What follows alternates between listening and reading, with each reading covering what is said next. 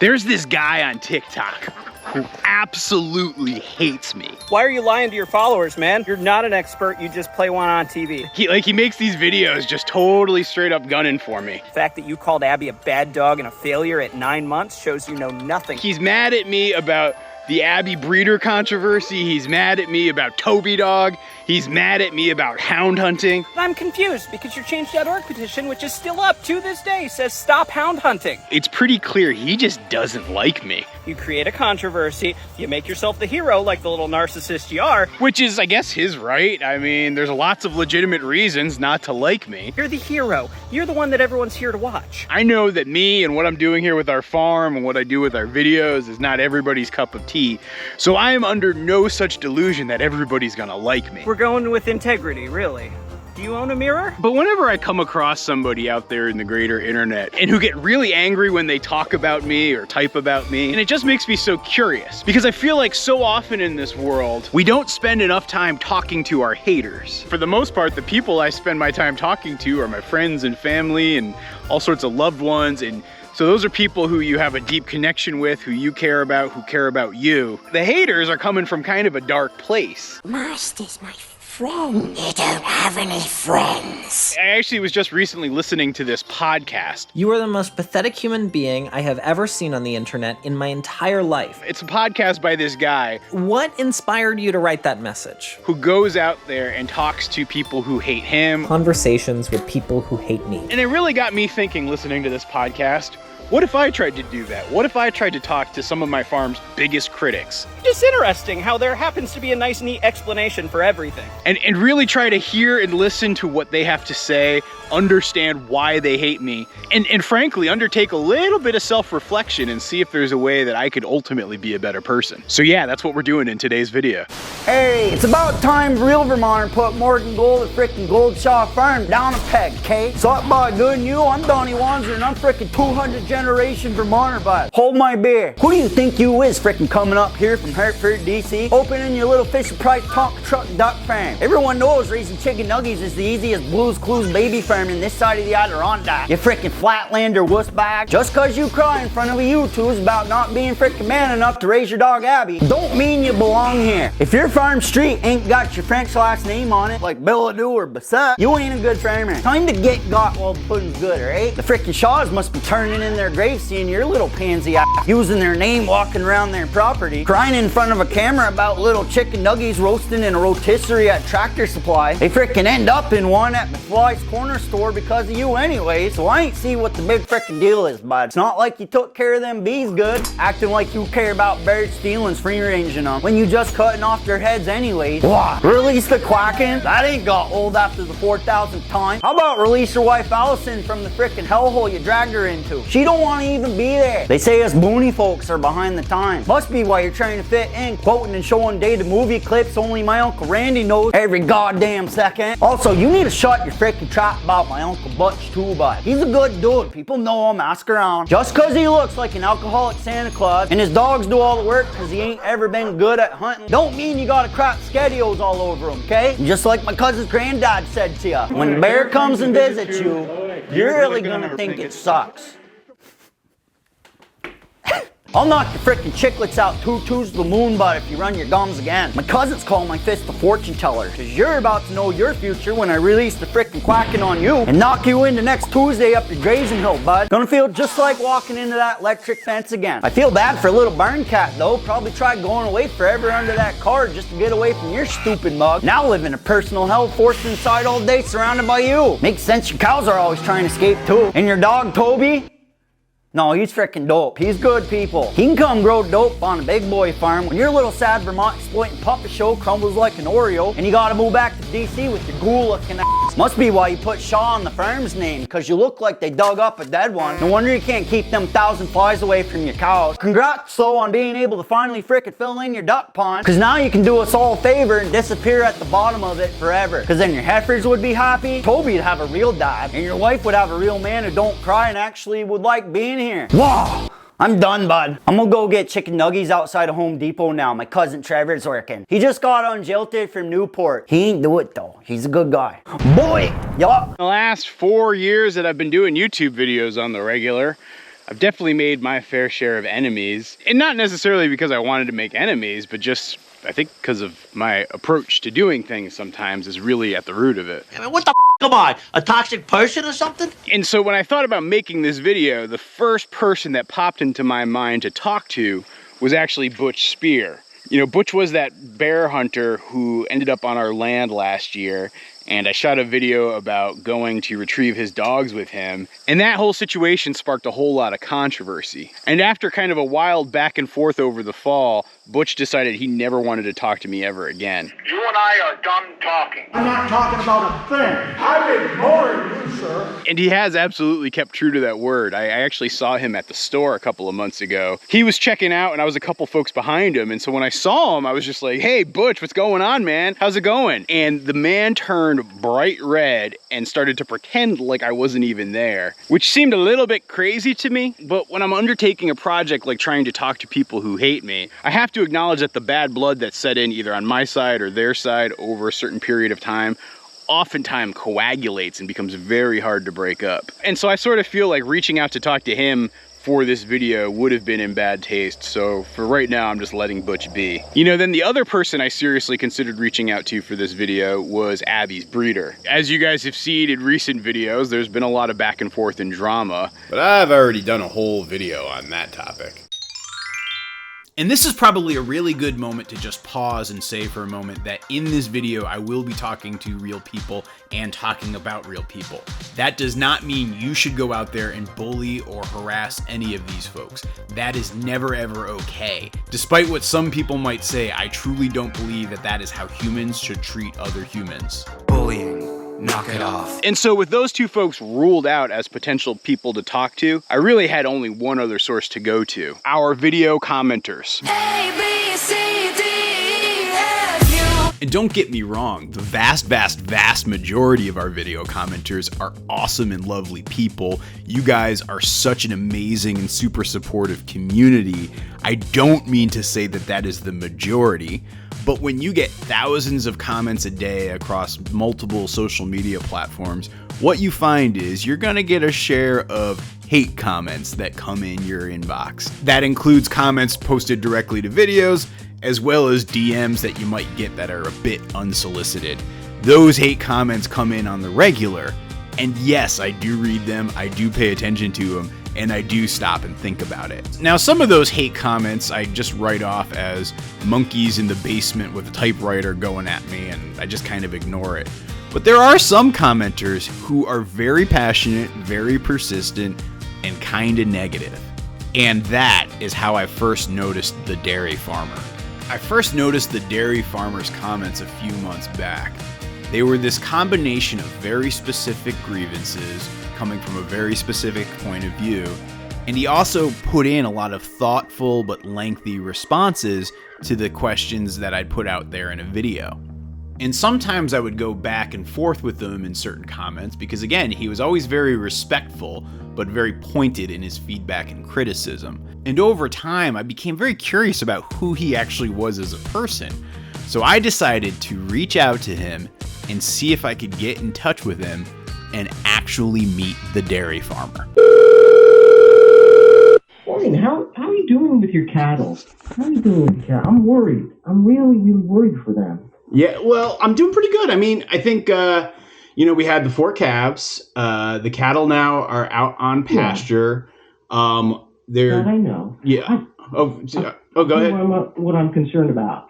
Have they gotten any vaccinations? Have you checked them for parasites? And you won't know if they have parasites unless you do fecal samples. Yeah. Are you doing any of that? So yes, I was actually able to get in touch with the dairy farmer and ended up having a phone conversation with him a couple days ago. So I'm also working on a video around people who, frankly have feedback for my farm. And I have always really appreciated your comments in the videos, even if I don't always have a chance to respond. I appreciate. Some of them have been downright nasty. I've said some nasty stuff. I actually would like to try to come down and do a visit and have a conversation with you on your perspective. Over the course of about a 20-minute conversation, I was able to talk him into letting me come down to his farm and have a visit so we could talk a bit more about some of his comments and some of his feedback. because I wanted to understand again why he had such a strong perspective about me. Wait a minute, I'm being too nice here. I wanted to understand why he hated me. So a few days later, after a long drive down to the southern part of the state, I found myself face to face with the dairy farmer, whose real name is Peter. This is our barn here. This was actually a horse stable at one time prior to us purchasing the farm. And for a commercial dairy, it's really important that you have things in the state that you can really wash down, especially like these walls. It'll get sprayed down, and then we use a wet dry back to fill up the grab the water on the floor. I really found Peter to be a nice guy. He was very friendly. He did a great job explaining how his farm worked. His farm consists of a goat dairy. He has several goats that they milk, and then they take that milk and they turn it into cheese, and they do it all on their farm. The farm consists of Peter, his wife, and his daughter.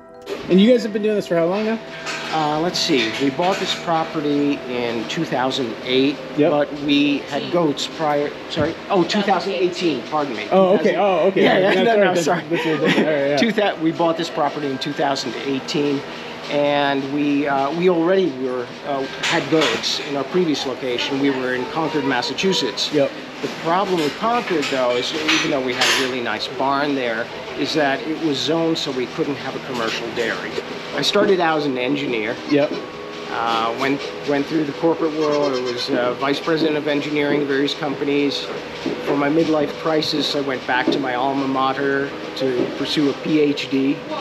Wound up working at Woods Hole Oceanographic Institution as a research scientist while I was a student in my 50s, and decided that I just wanted to do something else. Hey man, I've been there. I mean, your story is I know something. Yeah, it's like you work hard for a very long time towards a goal, and you find that it's not exactly what you were thinking it was, or hoping, or just you as a person has changed, and so you make a pivot. And you are your own boss, which is great. Yes. So now you make cheese on the facility here too as well. Oh, sure. The more time I spent with Peter, the more I realized that we had more in common than not. Even though Peter clearly comes from the Felix Unger School of Farming, and I definitely would slot into the Oscar Madison School of Farming, we both had a passion for what we did, we both had a passion for our animals, and we both really were adopting the idea of being farmers with both feet. I think this is larger. It's longer. You want to give it a shot? Is there do you want to do like an apron and I can kind of like double up? Yeah, really could. What does this say? And this is regular brie, and then the dark one is ash rind brie packing. And right now this is a little bare, but this is where we put all our customer we stage our customer deliveries. So, for example, for this last run of brie, this is the temperature recording of that. I don't know if it's me or you, both of us, but your latest videos have really been very methodical and useful, like your comparison of the different fly traps. I find it was extremely useful. Oh, thank you. And you can barely see, you see where the tree line goes down? Can you make out Mount Monadnock in sort I can of see a it, yeah. fog there? Way up there, Usually, I can see it. It's on a clear day. You can see that very clearly, and that's 45 miles away. Right. Sheep and cows are grazers, so they'll, like their lawnmowers, they move along and they eat the grass. Goats like to eat bark and twigs and seedlings, shoots from fine shoots from trees, maple leaves, oak leaves. When I think about getting goats sometimes, right? Yeah, they'll like eat stuff that. like this, Yeah, and like, they'll oh, look eat at all that. the goldenrod, and look at like, they would eat that. some buckthorn over there, like that Yeah. sort of thing, yeah. You know what they really like, which I'm surprised at? They'll eat raspberry bushes. Oh, that doesn't surprise me at all. Thorns and all. I was really enjoying spending time with Peter. Being there with him face to face, talking to a person versus just reading some snippy comments on YouTube was completely changing my perspective on him. And I think for Peter to be with me and seeing that I'm a real person and I'm not just some talking head on a video was starting to shift his perspective on me. Based on what I had viewed, So you make your judgment based on what you see. I assume the worst rather than assume the best. Because when I first see your comments, right, like I remember when I first noticed like you consistently commenting, I'm like, who's this node? What's this guy doing? And you sort of like almost write it off. Yeah. And I don't think that that's right on my part, because what I've learned, and I feel like I shouldn't say learned, what I am learning is that the more you listen to the perspective of others, even if it like pisses you off and it like sticks in your craw, good or bad, there are things that can be taken from it. I think the other thing I found is one of Peter's biggest criticisms of me and my farm was how much I show my veterinary care. And it's true, I don't show it a lot because my vet doesn't like to be on camera. And I think it's also one of those things that I often find that viewers don't care nearly as much about. And so when I think about the content I show around my farm, I'm often selectively editing myself to maximize viewer interest. For the success of a YouTube channel, that's a good thing. But I think for giving people a true and holistic view of my farm, it's not necessarily as good. And I think that that's some of the things that fostered more of a hater in Peter than he would have naturally been inclined to be. Oh, good boy. Good boy. Yes. Yes, thank you. Appreciate it. I'll be in touch. And yeah, keep in touch. Thanks for having me. Take care. Bye. As I've been driving back to the farm, thinking about my conversation with Peter and meeting him and all the cool stuff I learned by talking to him, it really has me thinking about this idea of the fact that if we all just take a little bit of a step to recognize that the person at the other end of that comment or the person at the other end of that action is a person, maybe that in its own right might make just a slight difference. And so, kind of wrapping up on my day, that's the biggest thing I'm thinking about. You're the hero. You're the one that everyone's here to watch. And then you won't take responsibility for anything you're wrong about except the ones that don't matter at all.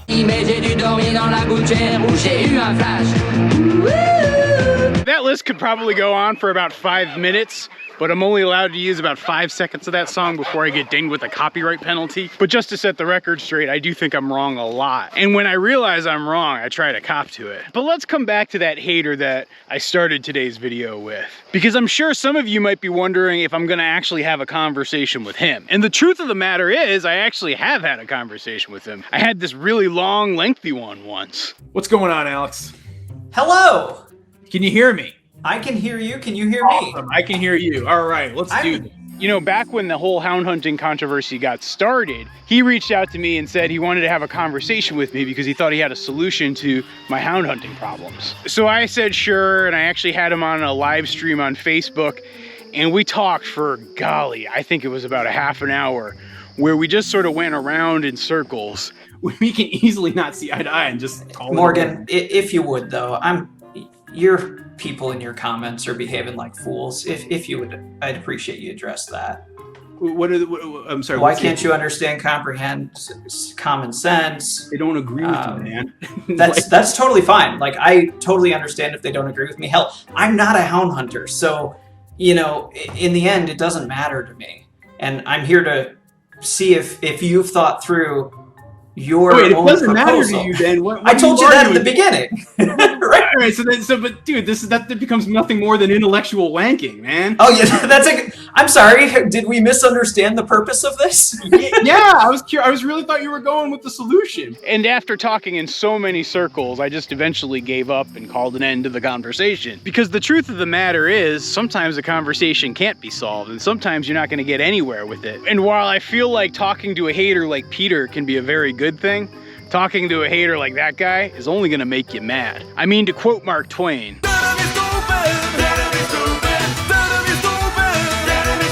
and because I've already given it a shot once, I have no interest in trying to have a second conversation with that guy. And so for those of you guys out there who are dealing with your own haters, I would strongly encourage you to take a similar approach, where you should stop, you should listen, you should hear that hater out, but sometimes you're just gonna wanna chuck their opinion into the garbage. I hope you guys have enjoyed this latest installment of me trying to save money on my therapy bill by making a YouTube video. Don't worry, I'll be fully back to farm chores in the next video. And by the way, a super special thank you and shout out to my buddy Johnny Wanzer. He's the guy who made that amazing roast of me at the beginning of this video. He's a super talented comedian here in Vermont, and he makes some awesome videos. Go check out his YouTube channel. You will not be disappointed. And I'll be back real soon with another video. And I promise you that that next video will not be another installment of me working through my demons.